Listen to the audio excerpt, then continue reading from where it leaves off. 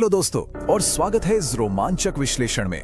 आज हम सीधे एक ऐसी डार्क और ग्रिपिंग कहानी में कूदने वाले हैं जहां छुपी हुई पहचान, अमीर परिवारों के गहरे राज और इंसाफ की एक खूनी तलाश सब कुछ एक साथ टकरा रहे हैं। जिस कहानी का सफर आज हम तय कर रहे हैं वो सच में कोई आम दास्तान नहीं है। ये एक ऐसी दुनिया का आईना है जहां हर मुस्कुराहट के पीछे एक बड़ा धोखा छिपा है और हर छोटे मोड़ पर मौत का साया मंडरा रहा है। पैसे, शक्ति और फरेब का ये एक अल्टीमेट गेम है। तो चलिए बिना किसी देरी के इस सस्पेंस से भरे सफर की शुरुआत करते हैं और देखते हैं कि आखिर इन सब पर्दों के पीछे का सच क्या है। गद्दारों की सिर्फ एक ही सजा है, मौत।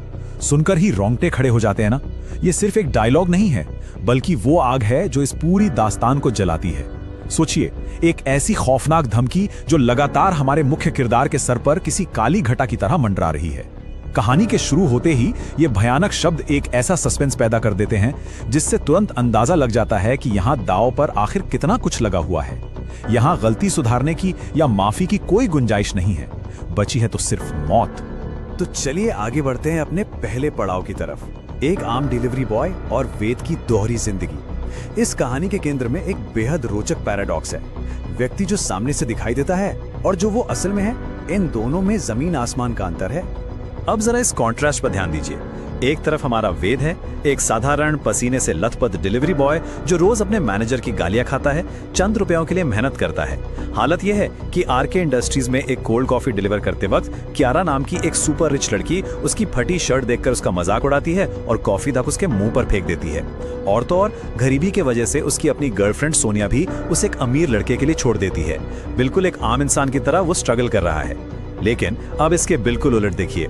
अंडरनीथ इट ऑल वो असल में वेदांत विक्रम कपूर है, अरबों की आर्क इंडस्ट्रीज का अकेला छिपा हुआ वारिस। एक ऐसा इंसान जिसके सीने में अपने माता पिता के मौत का दर्द और एक खूनी अतीत छिपा है और जिसके पीछे कई जानलेवा दुश्मन पड़े हैं। ये अपने आप में एक क्लासिक हाई स्टेक्स ड्रामा का परफेक्ट सेटअप है। और इस पूरे पास्ट को अगर एक शब्द में बयान करें तो वो है गद्दार। ये शब्द सिर्फ एक ताना नहीं है दोस्तों, ये वेद के अस्तित्व पर खून और आग से लिखा गया एक भयानक कलंक है। उसके बचपन के जले हुए घर की दीवारों पर यही शब्द लिखा था, ठीक उसी दिन जब उसने अपने माता पिता की चीखें सुनी थी। इस शब्द का बोझ इतना मैसिव है कि आज जब उसके नए रेस्टोरेंट जॉब में एक सूट पहना अनजान आदमी उस पर झूठा इल्जाम लगाता है और उसे गद्दार कहता है, वेद पूरी तरह टूट जाता है। पुरानी दर्दनाक यादें ताजा हो जाती हैं, उसे जॉब से निकाल दिया जाता है और उसकी वो ऑर्डिनरी शांत जिंदगी पल भर में बिखर कर रह जाती है। और यहीं से कहानी एंटर करती है अपने दूसरे फेज में, अरबों की रियासत का वारिस। कहानी अचानक एक ब्रूटल टर्न लेती है जब सड़क पर चलते हुए वेद को कुछ गुंडे अगवा कर लेते हैं। बेहोशी का इंजेक्शन दिया जाता है और जब आंख खुलती है तो सामना होता है एक बेहद ताकतवर शख्सियत से, सावित्री देवी रायजादा। सावित्री देवी सच में कोई आम औरत नहीं है। व्हील चेयर पर होने के बावजूद उनके हाथ में एक छोटी पिस्टल होती है और उनका ऑरा कमाल का है। वो इस मामूली से डिलीवरी बॉय को उसका पूरा नाम बताती हैं और उसके सामने 3 ऐसी शर्तें रखती हैं जो किसी रस्सी के फंदे से कम नहीं। पहली, उनकी पोती कियारा से तुरंत शादी। हाँ, वही अहंकारी कियारा जिसने उसके मुंह पर कॉफी फेंकी थी। दूसरी, आरके इंडस्ट्रीज को उन छिपे हुए दुश्मनों से बचाना। और तीसरी, सबसे मुश्किल शर्त, अपनी औकात और अपनी असली पहचान दुनिया और कियारा दोनों से छिपाकर रखना जब तक कि सही वक्त ना आ जाए। वेद अब एक ऐसी कॉर्नर में फंस चुका है जहां से बच निकलना लिटरली नामुमकिन है। वारिस बनना बहुत आसान है, पर वारिस बन के जीना बहुत ही मुश्किल है। सावित्री देवी के ये चिलिंग वर्ड्स तब पूरी हवा में गूंजते हैं जब रजिस्ट्रार ऑफिस में वेद और कियारा की जबरदस्ती और कड़वी शादी करवाई जा रही होती है।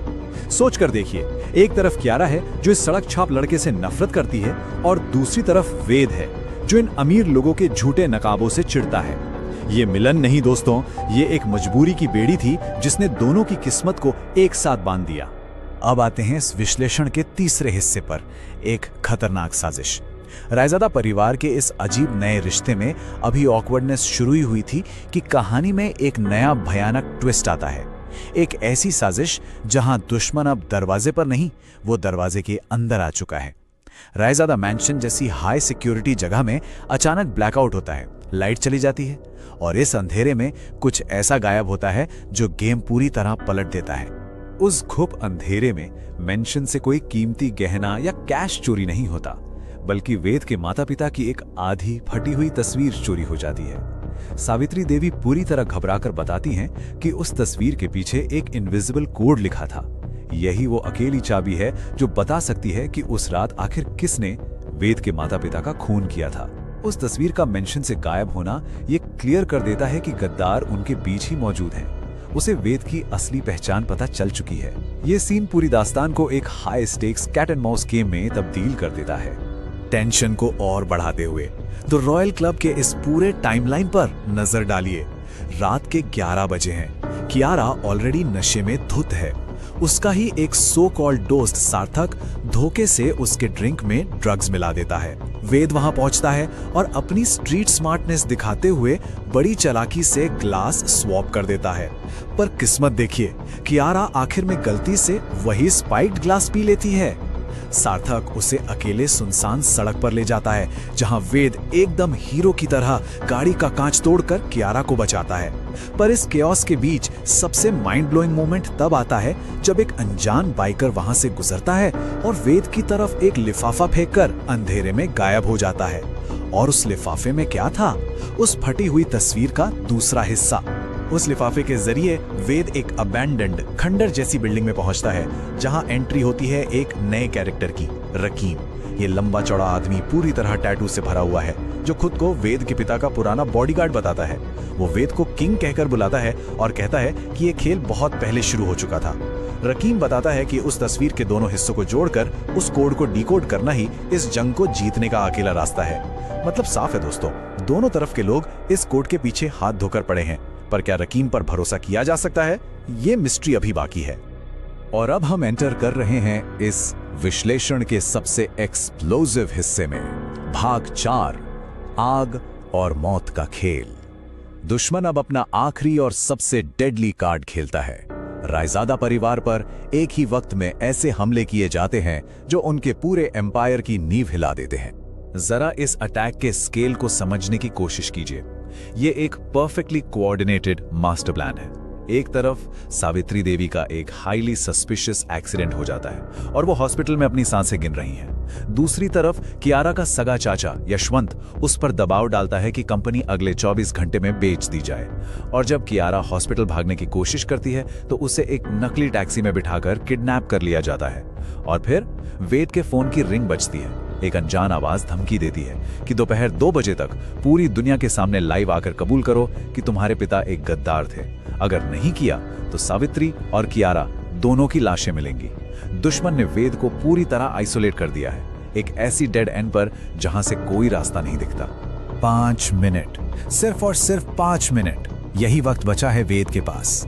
वो मुंबई के भारी ट्रैफिक को चीरता हुआ अपने डिलीवरी बॉय वाले सारे रास्ते और शॉर्टकट्स लगाता हुआ उस सुनसान रॉक्स फैक्ट्री तक पहुंचता है, जहां उसे एक नामुमकिन फैसला करना है। मौत ठीक उसके सामने खड़ी है। अगर वो सच बोलकर अपने पिता को गद्दार मानता है तो उसकी पहचान, उसका अस्तित्व सब मिट्टी में मिल जाएगा। और अगर नहीं मानता तो कियारा और सावित्री की जान चली जाएगी। और यहाँ पर वेद जो करता है वो किसी ने नहीं सोचा होगा। उसे पता है फैक्ट्री में कैमरास लगे हैं, दुश्मन कंट्रोल रूम में बैठकर उसे देख रहा है और टाइम बिल्कुल नहीं है। वेद अचानक से रोने लगता है, बच्चों की तरह जमीन पर बैठकर चिल्लाने लगता है। वो पागलपन का झूठा नाटक करता है और फैक्ट्री में पड़ी भारी लोहे की रॉड्स को घसीटने लगता है। वो बहुत अच्छे से जानता था कि वहां रखे ड्रम्स पर हाईली फ्लेमेबल रसायन का लेबल है। उन रॉड्स की चिंगारियों से एक जोरदार ब्लास्ट होता है और फैक्ट्री में भयानक आग लग जाती है। ये फ्रस्ट्रेशन नहीं था, ये एक ब्रिलियंट मास्टर स्ट्रोक था। आग और धुएं की वजह से कंट्रोल रूम में बैठे उन विलेंस को मजबूरन बाहर आना पड़ता है। और जैसे ही वो बाहर आते हैं, धुएं का फायदा उठाकर वेद उन पर पलटवार करता है और उन्हें वहीं ढेर कर देता है। तो कहानी को हम यहीं इस आग के बीच छोड़ते हैं। जैसे ही वेद को लगता है कि उसने सबको हरा दिया है, अचानक एक कर्कश आवाज गूंजती है, तुम्हारा वक्त खत्म वेद।